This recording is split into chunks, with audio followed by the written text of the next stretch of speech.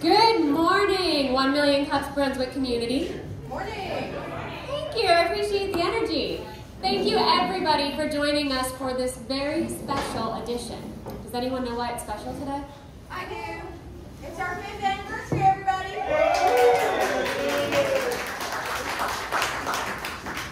I was told just this morning that 5 years ago, here when they said they were starting a 1 Million Cups in Brunswick, there was a thought that we wouldn't last 6 months because we didn't have enough entrepreneurs to tell their story. And thanks to the great work of community partners, local businesses, and the residents of our great community in the Golden Isles, we are here today celebrating 5 years of 1 Million Cups and great stories from our entrepreneurs that make this place so special. Yay! So applause to everybody. But I would be remiss if I didn't also recognize the gentleman who has brought 1 Million Cups here to our community.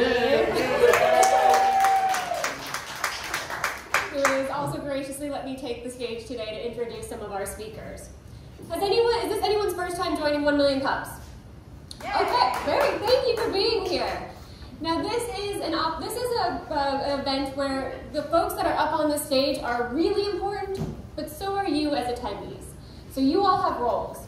You're going to listen to our great entrepreneur stories, and then you're going to think about how you can help them. Ask them great questions about their business. Ask them what you can do to ensure that they continue to grow here in the Golden Isles. Because that's why 1 Million Cups was started. The idea by the Kaufman Foundation that entrepreneurship is supported by the community, by great stories, and by lifting one another up. So without further ado, I do want to introduce our first speaker. This year's been a little crazy, right? Has anyone felt a little more stressed out than usual? Maybe a little more anxious? Well, our first speaker, Miss Janel, she is in the business, and it was before the pandemic, before all this craziness, of helping people through mental health coaching, counseling, and additional services. So I'm not going to steal her story. Would you all help me in welcoming Miss Janel?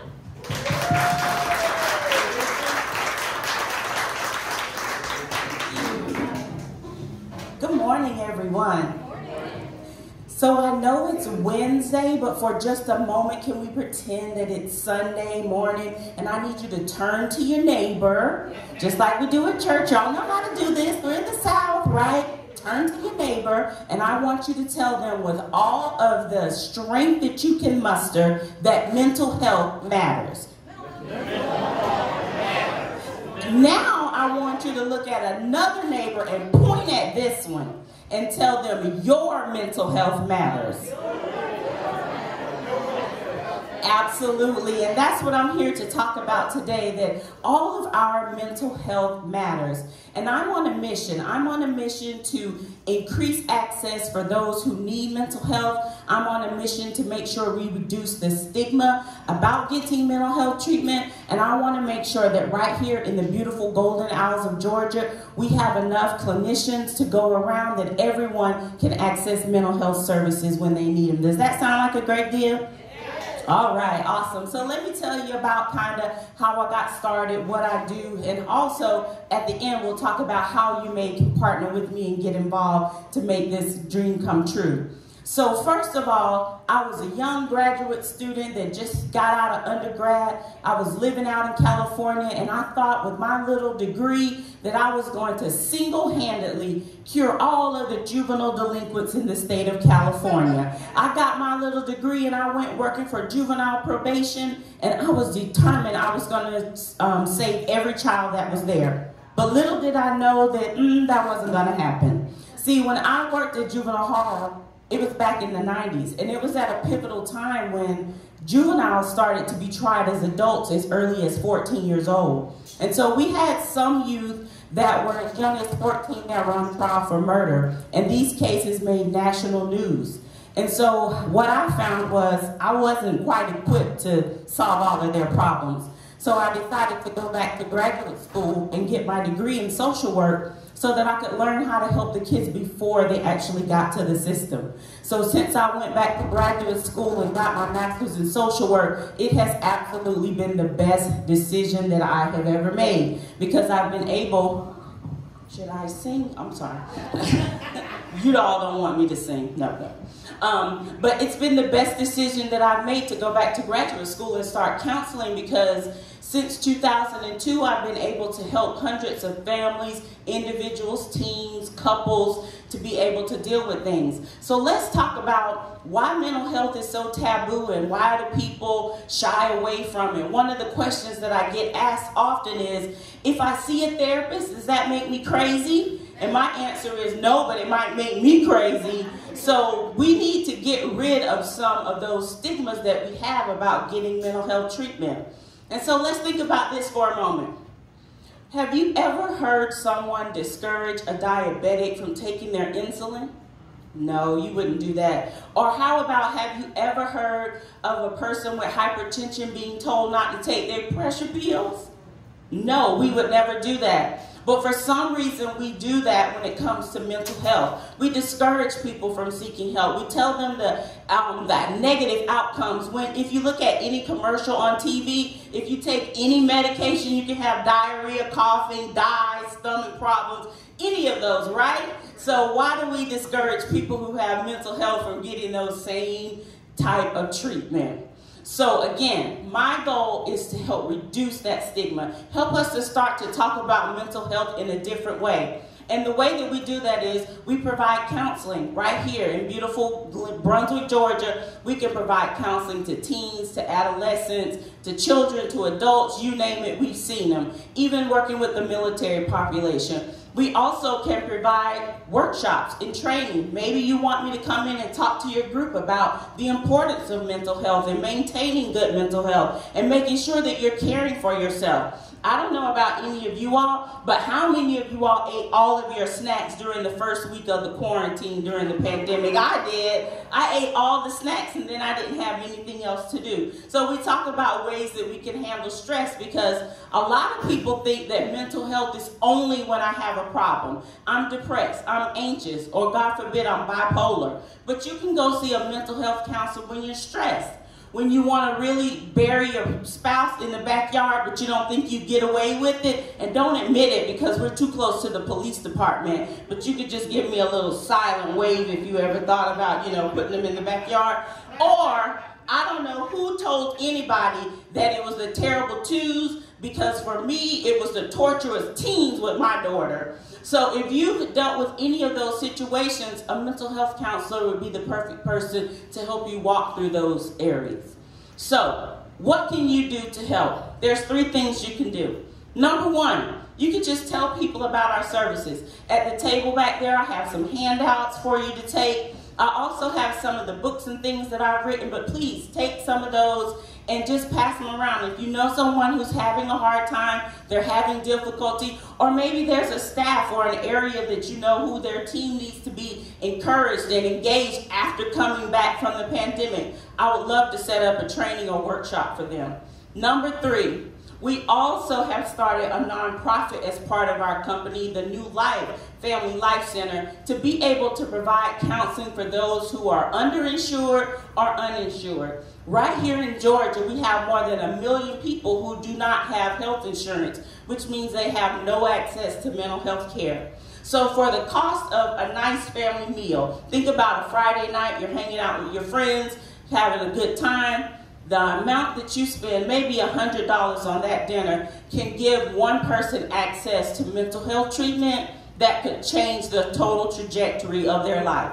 So if you want to donate, we can take a donation in any size, but that's going to help the people who have no insurance or who are underinsured and don't have enough to cover the services. And that's how you can get involved. So that's my pitch for today. Last thing we're going to do, turn to that neighbor one more time and tell them, did you hear her say mental health matters?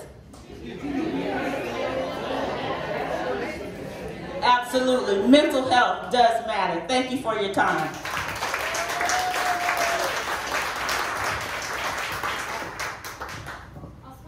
Okay. Go back to the other one. Got you. Sorry, rookie here. All right. Thank you so much. I definitely don't think we need to worry about your enthusiasm level. That was awesome. All right, so now is the opportunity for the audience to ask their questions for Janel and her business, Power for Living. And I'm going to start my first one. We actually met when you were in the process of looking for an office because you've been so busy. Absolutely. So how do you keep up with that type of growth when it comes in a wave like it might have from the pandemic? So definitely during the pandemic, we saw a surge in people needing services. Right now, in a clinicians group that I'm involved in, we were talking about people are booking out a month in advance. So when those waves come in, one, I reach out to my colleagues because there's a network of us within this area who can refer to each other. Also making sure that I'm dealing with my stress and not eating all of the snacks again, but doing things that help me with stress, like maybe it's taking a walk, maybe it's, reading a book, doing things that are going to help me to disconnect so I can refresh myself. Great. And from the audience, this is your part to start asking questions or offer suggestions. I have a question. Yes. Being where I am downtown, we kind of see the ebb and flow of the homeless that are down here, that some of them clearly need mental health care.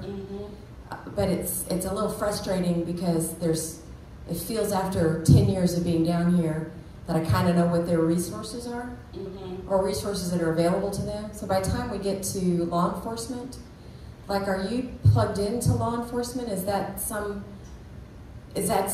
that they would be able to reach out to you about help for some of these people? Well, absolutely. I'll take a referral from anybody, police, neighbor, agency, it doesn't matter.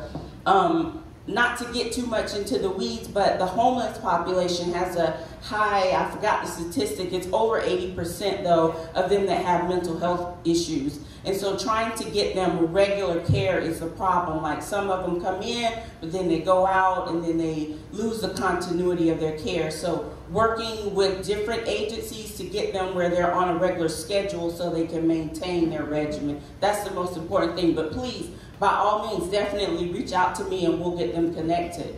Thank you. Great question. Yeah, the question is, and I work in counseling as well, but when you're dealing with the challenges of medication and the actual client, the person that suffers, chooses not to have it, and you see that quite a bit where they refuse to take it, and then they suffer the consequences of that. But at the same time, you understand sometimes why they don't, because of what it does and how it affects them. Right. So I think that's probably the biggest challenge I see is there's medication for those people, but whether they take it or not is another story. That's true. And being a social worker, one of the things that we talk about is a client's right to self-determination. They can choose whether they want treatment or don't want treatment. So I think at that point, like you said, it becomes our job to try to educate them on what's the benefits of taking it, what's the consequences of taking it, and then making sure they're working with their medical provider who's providing the medication, because sometimes if they talk to the doctor, they can let them know that I'm having these side effects and they may be able to try another one. That's the best option that I've come up with, but you're right, some of the side effects can be not easy to deal with. And other questions? Now, I know you did mention that you have the nonprofit as well as your own business. Where can we find you or to learn more about all of this? Sure. So my website, the best place to reach me, my website is www.janelholland.com, and Janel is Janel, and Holland like the country. That's the best place to reach me, but if you go anywhere, if you call my uncles, any of them that are in the local area, they'll point you in the right direction, as they often give out my number and tell people, call her, you need to see her. But yeah, I'm locally, my office is located at New Life Interfaith Christian Church. That's where my office is located at now. But you can, of course, give me a call. Again, take one of my flyers. It has all the information to contact me. Great. Thank you so much. Thank you all for your time. Before we take a small intermission, I have two community partners I'd like to